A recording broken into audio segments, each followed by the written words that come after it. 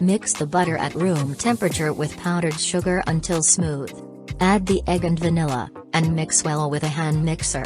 Sift the flour and add it along with the salt, then mix.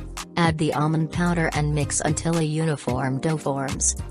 Divide the dough into 2 portions, place each portion in a Ziploc bag or plastic wrap, and flatten it to a thickness of 1 cm as shown in the video. Chill the bags in the refrigerator for 1 hour to firm up.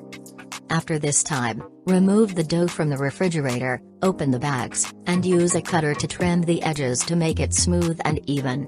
Cut into 1 cm slices. The usual size of these cookies is 111 or 121.5 centimeters.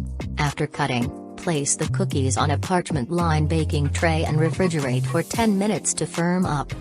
Preheat the oven to 180 degrees Celsius, 356 degrees Fahrenheit.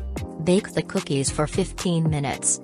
After baking and cooling, remove them from the tray and decorate with colored chocolate, powdered pistachio, powdered coconut, and colored truffle.